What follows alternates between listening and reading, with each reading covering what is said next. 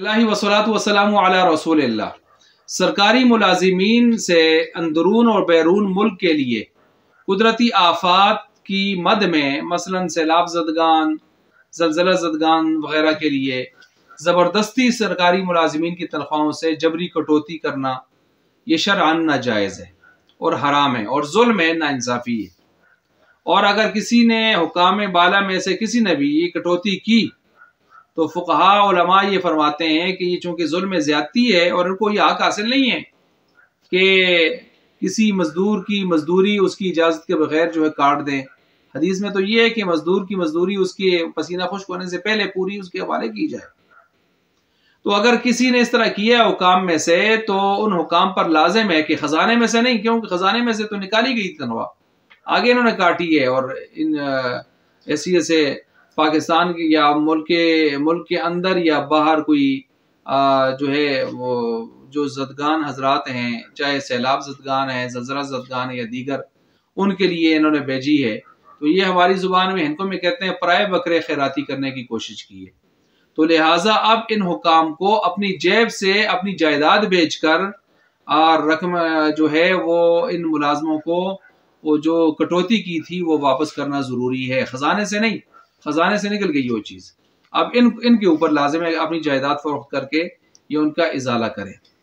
अब इस पर दलाइल तो बहुत हैं, मैं बस एक एक दलील देता हूँ। कुरान करीम की आयत है या अय्युहल्लज़ीना आमनू ला ताकुलू अम्वालकुम बैनकुम बिल बातिल, ऐ ईमान वालों एक दूसरे के माल बातिल तरीके से न खाओ। तो ये एक शख्स को दूसरे शख्स के बारे में भी कहा जा रहा है, इदारे को भी कहा जा रहा है और मुल्क को रियासत को भी कहा जा रहा है, हुकाम बाला को भी कहा जा रहा है। अगर वो अपने आप को मोमिन समझते हैं तो या अय्युहल्लज़ीना आमनू, बातिल तरीके से माल खाने की इजाजत नहीं है।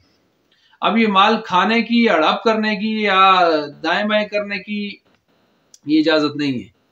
जिस तरह के सैलाब के नाम पर 5% तनख्वाह KPK के अंदर जो है पिछली हुकूमत ने, PTI वालों ने काटी, और इस तरह विफाक में नोटिफिकेशन जारी हुआ तुर्की के लिए ज़लज़ला ज़दगान वालों के लिए उन्होंने एक दिन की तनख्वाह काटी, इस किस्म की चीज़ें।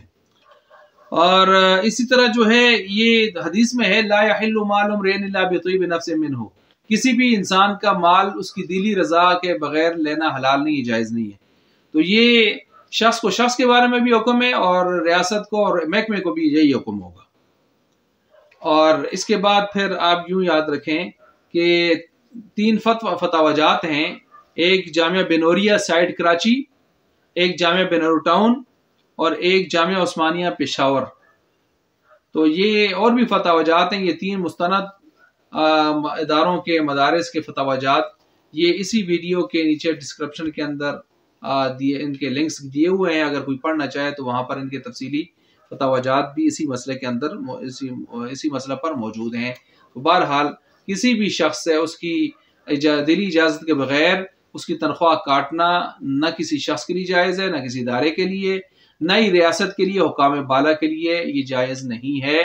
अगर उनको इतना ही ज़्यादा हमदर्दी है तो फिर कौम को एतमाद में लेके और तरतीब से उनसे उनकी रज़ा से हासिल करें, या फिर अपनी जायदादें जो लूट के उन्होंने बड़े बड़े सिलसिले बना रखे हैं और अगर उनके पास हैं अपने ज़ाती सिलसिले भी, तो उसमें से वो ताउन करें, ना कि दूसरों के बकरे खैराती करें, ये जायज़ नहीं है।